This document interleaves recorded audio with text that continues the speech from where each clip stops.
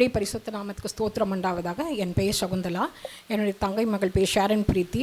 அவள் யூகேக்கு படிக்க போகும் பொழுது எப்படியாவது கொண்டு போய் அன்பரின் பாதத்தில் ஒரு நாள் அட்டன் பண்ணிவிட்டு மகளை எப்படியாவது அனுப்பணும்னு சொல்லி எனக்கு ஒரே வாஞ்சேன். அட்டன் பண்ணதும் மகளுக்கு போய் யூஎஸில் போய் நல்லபடியாக எம்எஸ் முடிக்க கர்த்தர் கிருபை செய்தார். காலையில் பிரதர் மங்களவாத்தில் சொன்னார், சங்கீதம் 132:8 கர்த்தர் தமது வல்லமை விளங்கும் பெட்டியுடன் தமது தாவர ஸ்தலத்திற்குள் வருகிறான்னு சொல்லி கர்த்தர் உங்களுக்கு ஒரு கிஃப்ட் பாக்ஸ் கொடுக்குறாருன்னு பிரதர் ஸ்டீபன் பிரதர் சொன்னாங்க.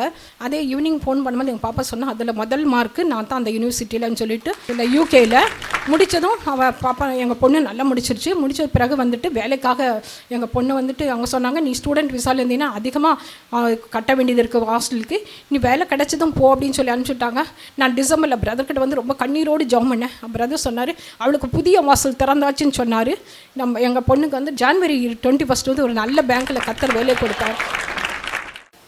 2019 என்னோடய மகனை நாங்கள் கனடாவுக்கு படிக்கிறதுக்காக அனுப்பியிருந்தோம். அதுக்கு முன்னாடி பிரதர்கிட்ட ஜெபம் பண்ணிக்கிட்டோம். அப்போ பிரதர் ப்ரேயரில் சொன்னாங்க, நீ அந்த தேசத்தை சுதந்திரித்து கொள்வாய், நீ என்ன கஷ்டம் வந்தாலும் தேவன் உன் கூட இருந்து உனக்கு அந்த காரியத்தை வாய்க்க பண்ணுவாருன்னு. இந்த 5.5 இயர்ஸில் அவனை 2 பேர் அவனை ஏமாற்றிருக்காங்க. ஒருத்தர்கிட்ட பணம் கொடுத்து அவன் ஏமாந்துட்டான். ஒரு கம்பெனியில் அவனுக்கு பிஆர் கொடுக்குறேன்னு சொல்லி வேலை வாங்கி கடைசி நிமிஷத்தில் பிஆர் கொடுக்கல. நான் எப்போவுமே பிரதர்கிட்ட ப்ரேயர் பண்ண சொல்வேன்.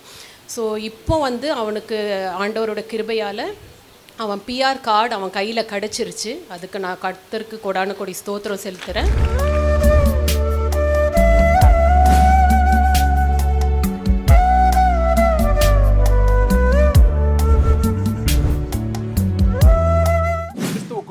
மிகவும் பிரியமான எனதர்மை சகோதர சகோதரிகளே, நம்மை சிருஷ்டித்தவரும் நம்மை உண்டாக்கினவரும் நம்மை ஒருபோதும் மறந்து போகாதவருமாகிய இயேசு கிறிஸ்துவின் இணையற்ற நாமத்தினால உங்க எல்லாரையும் வாழ்த்தி ஆசீர்வதிக்கிறேன். அல்லேலூயா. எல்லாரும் சந்தோஷமா இருக்கீங்களா? என் வேதம் சொல்லுகிறது, வருத்தப்பட்டு பாரம் சுமக்கிற தேவனுடைய பிள்ளைகளே, நீங்கள் எல்லாரும் என்னண்டையிலே வாருங்கள், நான் உங்களுக்கு இளைப்பாறுதல் தருவேன். நிறைய பேருடைய இருதயத்திலே அநேக கேள்விக்குறிகள் ஓடிக்கொண்டே இருக்கிறது. இது எங்கே போய் முடியுமோ, இது என்னமா முடியுமோ, இது எங்கே போய் நிற்க போகுதோ தெரில, என்னை எங்கே கொண்டு போய் நிறுத்த போகுதோ தெரியலை என்றெல்லாம் சொல்லி கலங்கின நிலைமையில் வந்திருக்கிற பிள்ளைகளே, ஆண்டவர் சொல்கிறாரு, எங்கேயும் போகாது, ஆண்டவர் உங்கள் கூடவே தான் இருக்கிறார். அவர் உங்கள் கூட இருந்து செய்ய போகிற காரியங்கள் பயங்கரமாக இருக்கும். அது எல்லாருடைய கண்களுக்கு ஆச்சரியமாக இருக்கும் என்று கர்த்தர் சொல்லுகிறார். எடுத்து வாசிக்கலாம். லேவியரின் புஸ்தகம் 26ஆம் அதிகாரம் 13வது வசனம் இப்படியாய் சொல்லுகிறது. எடுத்து வாசிப்போம். நீங்கள் எகிப்தியருக்கு அடிமைகளாய் இராதபடிக்கு, இனி எகிப்தியர்களுக்கு அடிமைகளாய் இராதபடிக்கு நான் அவர்கள் தேசத்திலிருந்து உங்களை புறப்பட பண்ணி உங்கள் நுகத்தடிகளை முறித்து உங்களை நிமிர்ந்து நடக்க பண்ணின உங்கள் தேவனாகிய கர்த்தர். நீங்க யாரை தேடி வந்திருக்கிறீங்க? எந்த தெய்வத்தை தேடி வந்திருக்கிறீங்கன்னா, நீங்கள் எகிப்தியருக்கு அடிமையாய் இராதபடிக்கு உங்களை அவர்கள் தேசத்திலிருந்து புறப்பட பண்ணி உங்கள் நுகத்தடிகளை முறித்து உங்களை நிமிர்ந்து நடக்க பண்ணுகிற தேவனை தேடி வந்திருக்கிறீர்களே. உங்களை நிமிர்ந்து நடக்க பண்ணுகிற தேவன், தலை நிமிர்ந்து வாழ வைக்கிற தேவன். நீ தலை குனிஞ்சு வாழுகிறது என் ஆண்டவரே தலை குனிகிறதற்கு அடையாளம். ஒருவேளை உன்னிமித்தம் ஆண்டவரே தலை குனிந்து நிற்கக்கூடிய விதத்திலே உன்னுடைய ஏதோ ஒரு காரியம், ஏதோ ஒரு செயல்பாடு, நீ எடுத்த ஒரு முடிவு இருந்திருந்தால், இன்றைக்கு உன்னிமித்தம் ஆண்டவரும் தலை நிமிர்ந்து நிற்பார். ஆண்டவர் நிமித்தம் நீயும் இனி தலை நிமிர்ந்து நிற்கத்தக்கதாக கர்த்தர் உன்னுடைய எல்லா அடிமைத்தனத்திலிருந்து முதலாவது உன்னை விடுதலையாக்குகிறார். இந்த வசனம் சொல்லுகிறது, எகிப்தியருக்கு இனி அடிமைகளாய் இராதபடிக்கு. அதான் முதல்ல ஆண்டவர் செய்ய போகிறார். என்னென்ன அடிக்ஷனில் நீங்கள் இருக்கிறீங்க? மதுபான அடிக்ஷனில் இருக்கிறீங்களா? புகை பழக்க வழக்கங்களில் இருக்கிறீங்களா? கஞ்சா பழக்கத்தில் இருக்கிறீங்களா? ஒருவேளை உங்கள் பிள்ளைங்க தேவையில்லாத தொடர்புகள் என்கிற ஒரு அடிக்ஷனில் இருந்துகிட்டு இருக்கிறாங்களா? இல்லை செல் அடிக்ஷனில் இருக்கிறீங்களா? இன்டர்நெட் அடிக்ஷனில் இருக்கிறீங்களா? எந்த போதையில் இருந்துகிட்டு இருக்கிறீங்க? எதுவாக இருந்தாலும் ஒருவேளை நீங்கள் நினைக்கலாம், எனக்கு அதெல்லாம் இல்லை, என் பிள்ளைகளுக்கு இருக்கான்னு தெரியலை என்று நீங்கள் சொன்னால், நீங்கள் ஆண்டவரிடத்தில் சொல்லணும், எனக்கு தெரியாத ஆண்டவரே, ஒருவேளை என் பிள்ளைகளிடத்தில் அப்படிப்பட்ட அடிக்ஷன் ஏதாவது இருந்தால், அடிமைத்தனம் இருந்தால், இன்றைக்கு என் பிள்ளைகளுடைய அடிமைத்தனத்தை நீர் மாற்றும் என்று கேட்கணும். அன்னைக்கு பொறுப்புள்ள தகப்பனாகிய யோபு தன் பிள்ளைகளுக்காக அதிகாலையில் டெய்லி பாவ நிவாரண பலி செலுத்தினானாம். எப்படி செலுத்துவானா? என் பிள்ளைங்க விருந்து கொண்டாடுகிற இடங்களிலே ஒருவேளை தங்கள் உதடுகளினால் கூட தேவனை தூஷித்திருப்பார்களோ என நினைத்து நடக்கலை, ஒருவேளை செய்திருந்தாலும் என் பிள்ளைகளுக்காக நான் மன்னிப்பு கேட்கிறேன் ஆண்டவரே என்று ஆண்டவருடைய சமூகத்தில் அவன் மன்னிப்பு கேட்ட பொழுது அவனுடைய குடும்பம் அழகாய் வாழ்ந்ததை நாம் வேதத்திலே வாசித்திருக்கிறோம். இன்றைக்கு ஆண்டவருடைய பிள்ளைகளே, ஆண்டவருடைய சமூகத்தில் உங்கள் பிள்ளைகளுக்காக அனுதினமும் ஜெபிக்கிறவர்கள் எத்தனை பேர்?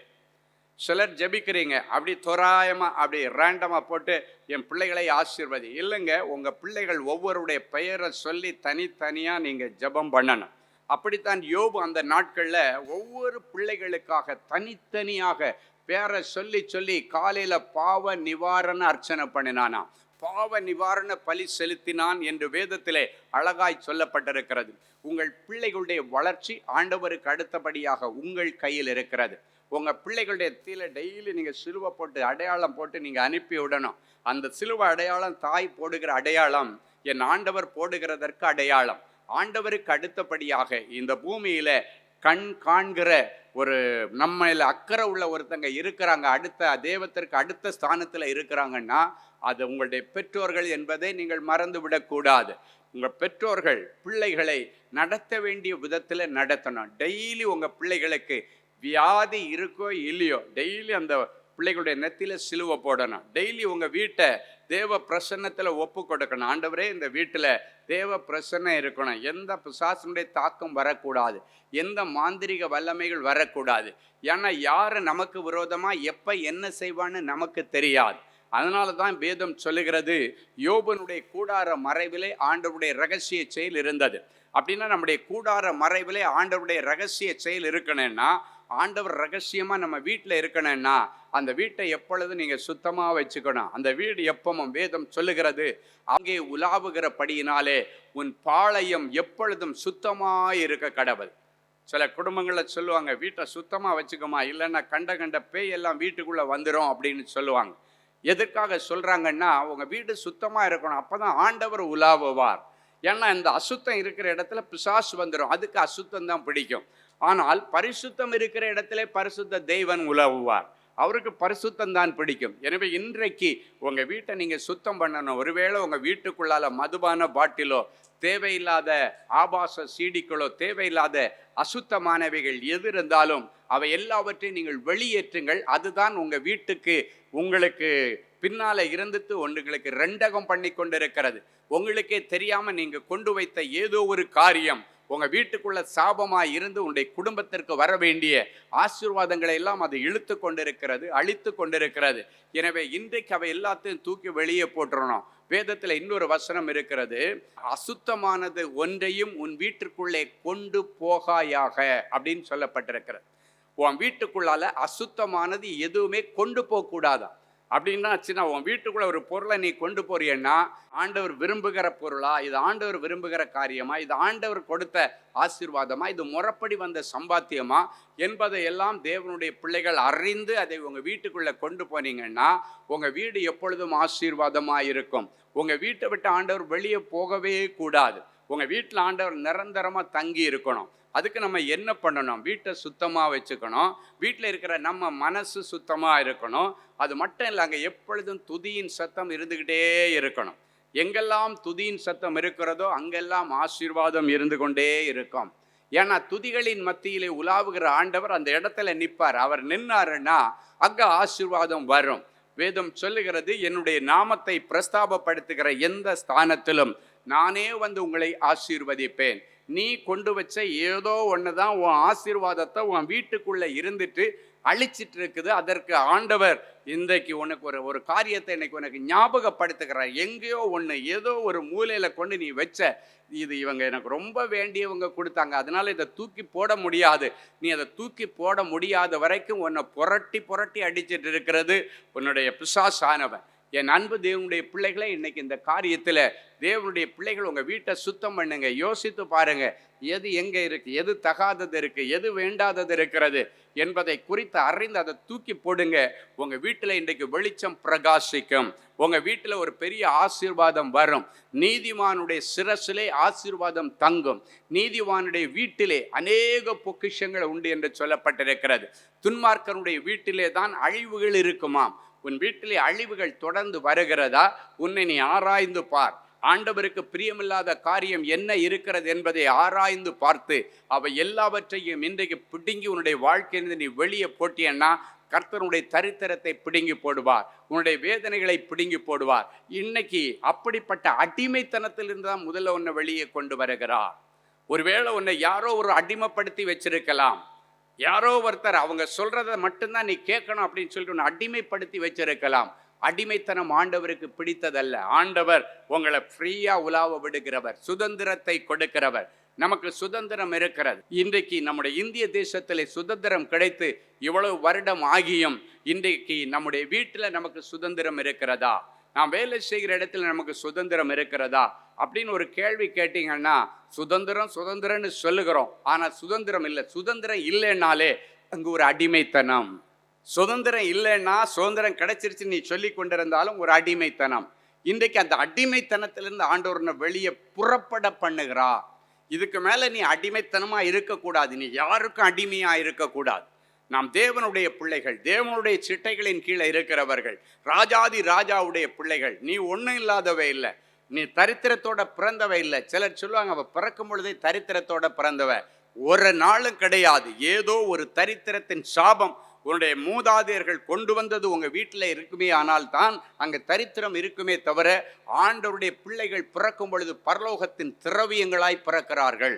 நீங்கள் ஒவ்வொருவரும் பரலோகத்தின் திரவியங்கள், பரலோகத்தின் பொக்கிஷங்கள் என்று சொல்லப்பட்டிருக்கிறது. என் அன்பு தேவனுடைய பிள்ளைகளை, இன்னைக்கு உங்களுடைய வீட்டில் இருக்கிற எல்லா அடிமைத்தனத்திலிருந்து உங்களை விடுதலையாக்குகிறார். யார்கிட்ட அடிமைப்பட்டிருக்கிறீர்கள்? எதற்காக அடிமைப்பட்டிருக்கிறீர்கள்? ஏன் அவங்க சொல்றதெல்லாம் நீங்க கண்டிப்பா கேட்க வேண்டிய நிர்பந்தத்தில் இருக்கிறீங்க? ஏதோ ஒரு காரியத்தில் நீ எங்கேயோ ஒரு இடத்துல குறைவுபட்டிருந்தீங்கன்னா இன்னைக்கு ஆண்டவர் சொல்லுகிறார், அந்த அடிமைத்தனத்திலிருந்து உன்னை பிடுங்கி அதிலிருந்து இன்னைக்கு உன்னை புறப்பட பண்ணுகிறார். இனி நீங்கள் யாருக்கும் அடிமைகள் அல்ல, நீ ஆண்டவருடைய பிள்ளைகள். உன்னை அடிமைத்தனத்தில் வைத்திருப்பது ஆண்டவருக்கு விருப்பம் அல்ல. கிட்டத்தட்ட 420-430 வருஷங்கள் இஸ்ரவேல் ஜனங்கள் எகிப்தின் அடிமைத்தனத்தில் கிடந்து கஷ்டப்பட்டாங்க. அப்பொழுது பரலோகத்தை நோக்கி கதறினார்கள், ஆண்டவரே நாங்கள் அடிமைகளாக இருக்கிறோம், இந்த தேசத்தில் எங்களுக்கு சுதந்திரம் இல்லை, எங்களை ரொம்ப கொடுமைப்படுத்துகிறாங்க எங்களை, ஆண்டவரே நீர் மனம் இறங்க வேண்டும் என்று சொல்லும் பொழுது ஆண்டவர் மோசையை தெரிந்தெடுத்து அந்த ஜனங்களை அந்த அடிமைத்தனத்திலிருந்து விடுதலையாக்கி கானான் தேசத்திற்கு சுதந்திரவாளிகளை கொண்டு போகும்படிக்கு அன்றைக்கு மோசையை அபிஷேகம் பண்ணி அனுப்பின ஆண்டவர் இன்றைக்கு ஸ்டீபன் என்கிற ஊழியக்காரனை உங்களை இந்த அடிமைத்தனத்திலிருந்து பிடுங்கி சுவாதீனத்திற்கு விடுதலையாக்கி அனுப்ப, சுதந்திரமாய் உங்களை நடமாட வைக்க, உங்களுக்கு விரோதமாக இருக்கிற எல்லா கட்டுகளிலிருந்து உங்களை பிடுங்கி வெளியே எடுத்து தேவனுடைய பிள்ளைகளாய், விடுதலையின் பிள்ளைகளாக, இஸ்ரவேல் குமாரனாக, குமாரத்தியாக, யாக்கோபின் குமாரத்தியாக இந்த நாட்களில் உங்களை இந்த இடத்திலிருந்து கொண்டு போவதற்கு கர்த்தர் இந்த நேரத்தில் ஊழியக்காரனை அபிஷேகம் பண்ணி அனுப்பியிருக்கார். இப்பொழுது நீங்கள் இந்த வார்த்தைகளை கேட்டுக்கொண்டிருக்கும் பொழுது பிசாசு நடுங்கி ஓடிக்கொண்டிருக்கிறான். ஐயோ, இனி இவங்க வீட்டில் நம்மால் இருக்க முடியாது, இவங்க பிள்ளைகளிடத்தில் நம்ம இருக்க முடியாது, எனக்கு எரிதுகிறது, என்னுடைய சரீரம் எரிகிறது என்று சொல்லி அவன் உங்கள் வீட்டை விட்டு நீ ஓடுகிறதா இப்பொழுது என்னுடைய ஆவிக்குரிய கண்களில் பார்க்கிறேன். இனி அதை உங்கள் சொந்த கண்கள் காணும். அவன் கொண்டு வந்த வேதனைகள், தரித்திரங்கள், பஞ்சங்கள், தோல்விகள், இழப்புகள், டிப்ரெஷன், பாவங்கள் எல்லாவற்றையும் ஆண்டவர் மாற்றி உன்னை இப்பொழுது அதிலிருந்து புறப்பட பண்ணி உங்கள் நுகத்தடிகள் எல்லாம் முறிக்க போறார். என்னென்ன நுகத்தடிகள்? நுகங்கள் அப்படின்னா பாரங்கள் என்று அர்த்தம். நுகன்னா இந்த மாட்டுக்கு கழுத்தில் இப்படி ஒரு வளைஞ்சு வரும், அப்படியே 2 சைடில் 2 மாடு இழுத்துட்டு போகும். அப்போ அந்த மாட்டுக்கு கழுத்தில் வைக்கிறது தான் நுகம் என்று சொல்லுவார்கள். அப்படின்னா பாரம், சுமக்க முடியாத பாரம், இழுக்க முடியாத பாரம். இன்னைக்கு அந்த இழுக்க முடியாத அந்த பாரங்களை எல்லாம் ஆண்டவர் முறைக்கிறார்.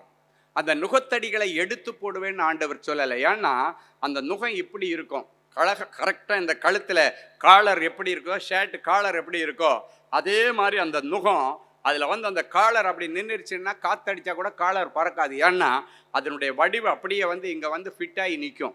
அதே போல தான் அந்த நுகம் இருக்கும், கழுத்தில் அப்படியே கரெக்டாக வந்து நிற்கும். அப்போ அந்த நுகத்தை விலைக்கு வச்சா திருப்பி இந்த நுகம் வந்து உட்கார்ந்துரும். அதனால ஆண்டவர் சொல்றார், உன் நுகத்தடிகளை நான் முறித்து என்று சொல்லுகிறார். நல்லா யோசித்து பாருங்க, இப்படி பாதி அப்படி வளையமா இருக்கிற அந்த நுகத்தடியை சென்டர்ல முறிச்சிட்டா திருப்பி அதுக்கப்புறம் அதை கொண்டு வந்து வைக்கவே முடியாது, அது நிற்காது. யார் நினைச்சாலும் அது மறுபடியும் உன் கழுத்தில் வந்து இராதபடிக்கு ஆண்டவர் அதை முறித்து, அந்த வார்த்தையிலே ஒரு விசேஷம் இருக்கிறது.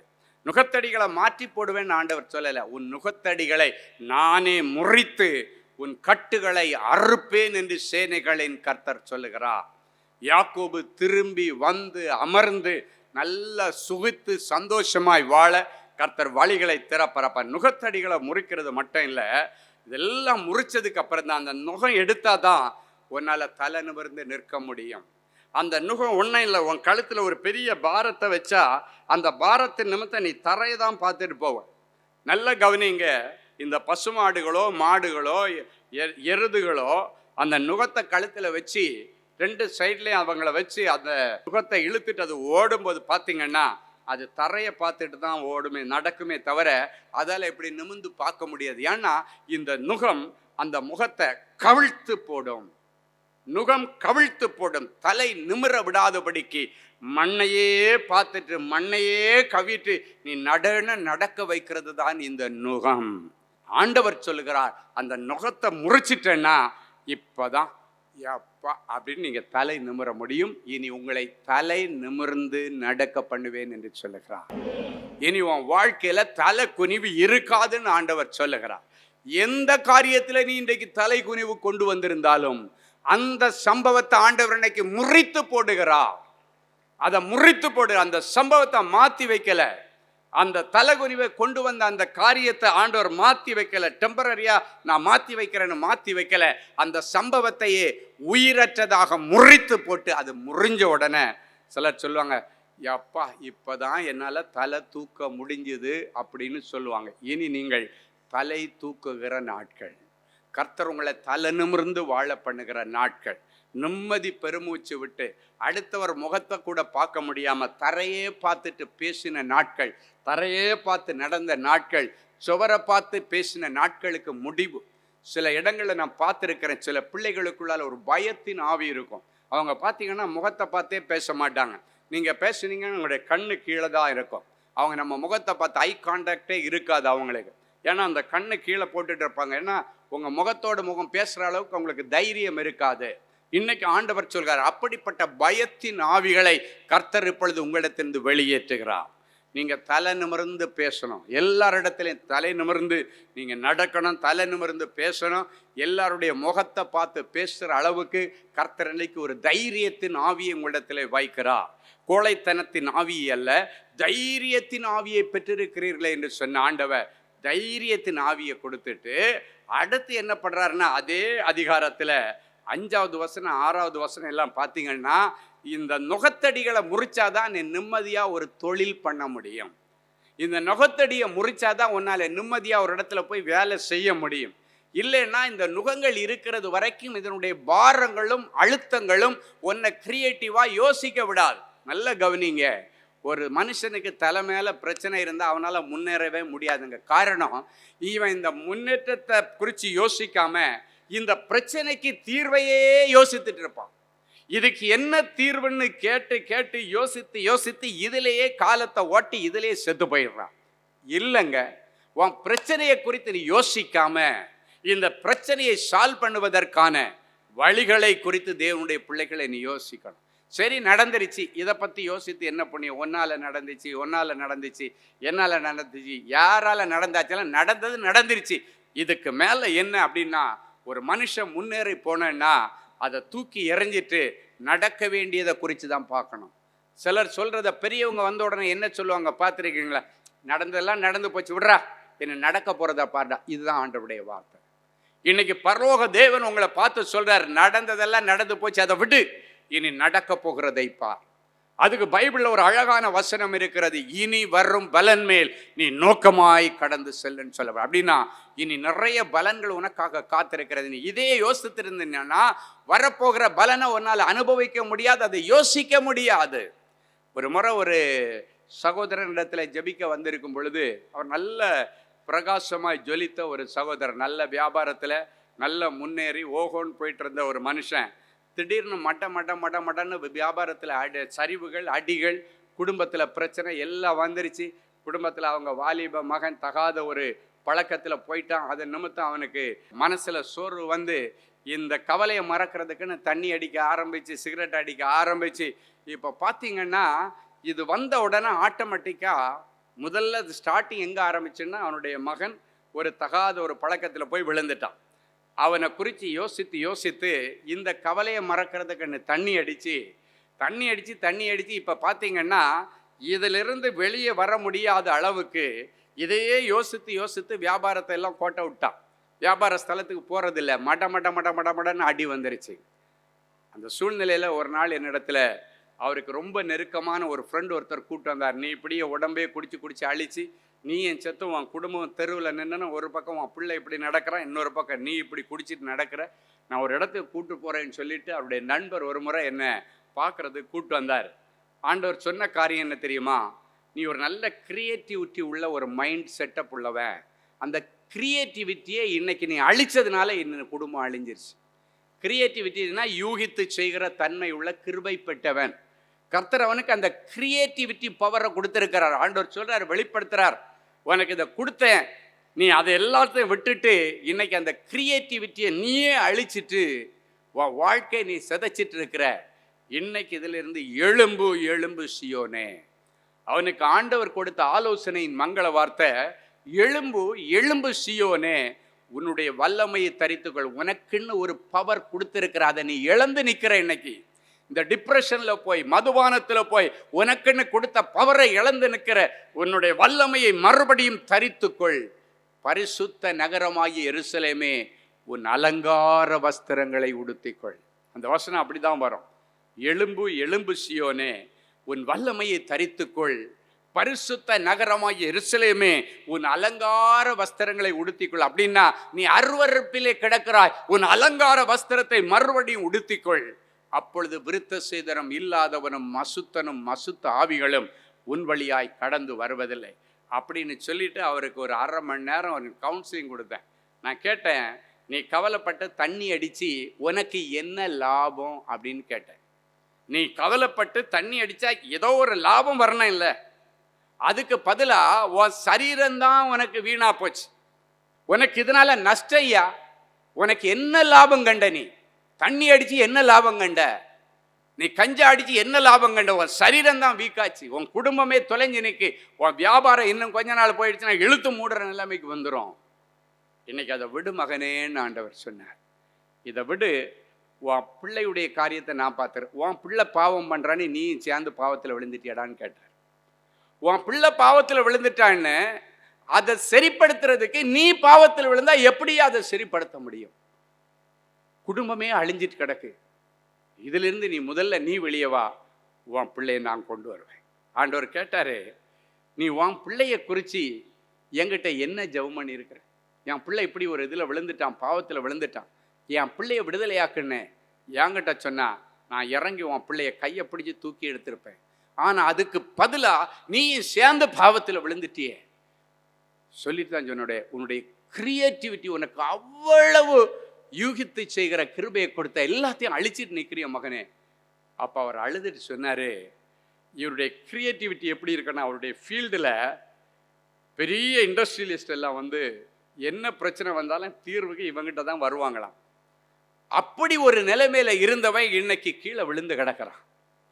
நான் சொன்னேன், இப்போ கூட ஒன்றும் இல்லை, இந்த மங்கள வார்த்தையின்படி உன்னுடைய வல்லமையை நீ மறுபடியும் தரித்துக்கொள். இன்னைக்கு கர்த்தர் அந்த பவரை உனக்கு கொடுக்குறார்.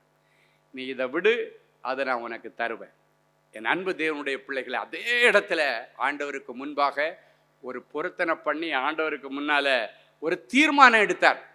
இதுக்கு மேலே உயிரே போனால் கூட இதை நான் தொடமாட்டேன்னு சொல்லிட்டு, உயிரே போனால் கூட நான் இதை செய்ய மாட்டேன்னு சொல்லி ஒரு தீர்மானம் எடுத்துகிட்டு போனார்.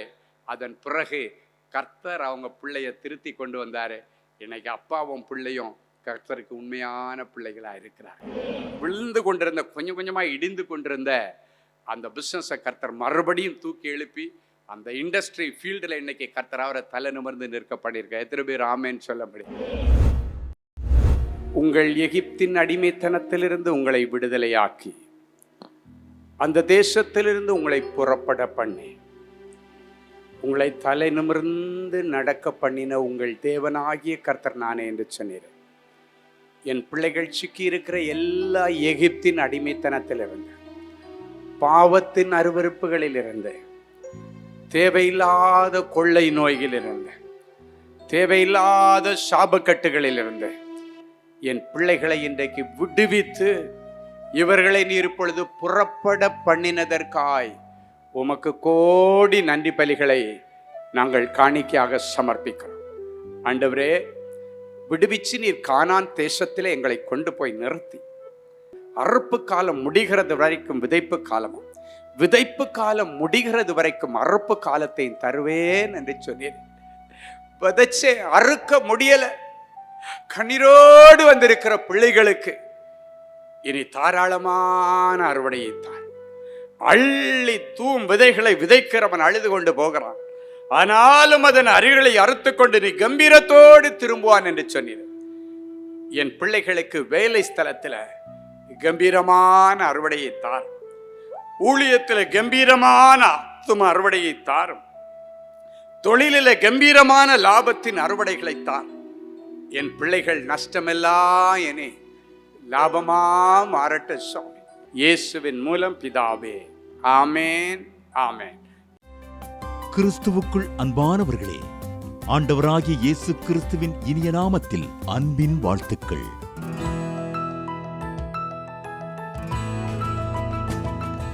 எங்களுடைய மார்வெல் திருமண தகவல் மையத்தை ஆன்லைன் சேவை மூலம் உங்களுக்கு அறிமுகப்படுத்துவதில் நாங்கள் மிகுந்த மகிழ்ச்சி அடைகிறோம்.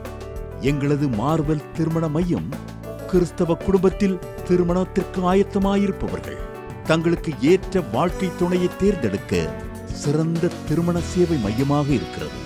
மேலும் மார்வெல் திருமண தகவல் மையத்தில் நீங்கள் பதிவு செய்வதற்கு எங்களது இணையதள முகவரி www.marvelmatrimony.com மற்றும் அலைபேசி எண் 7824855999 என்ற எண்ணிற்கு தொடர்பு கொள்ளலாம்.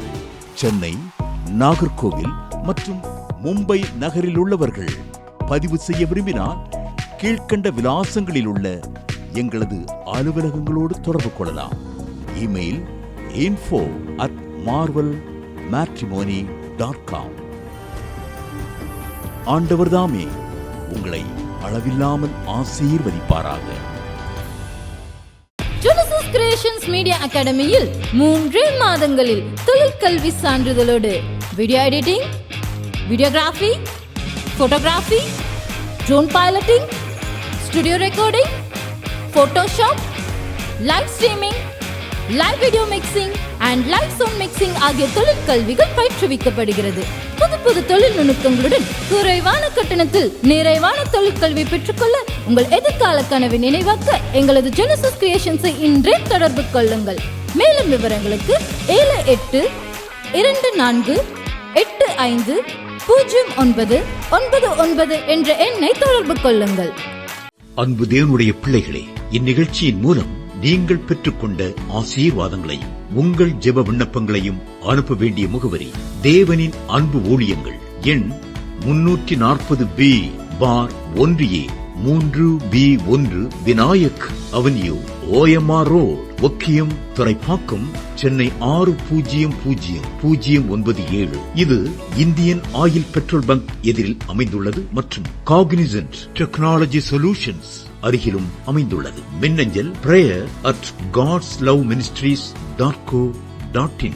எங்களது இணையதளம் www.godsloveministries.co.in. மேலும் 24 மணி நேர ஜெப உதவிக்கு 044-24547-999 மற்றும் 99411501. 999 என்ற எண்களுக்கு தொடர்பு கொள்ளுங்கள். கர்த்தர் தாமே உங்களை ஆசீர்வதிப்பாராக.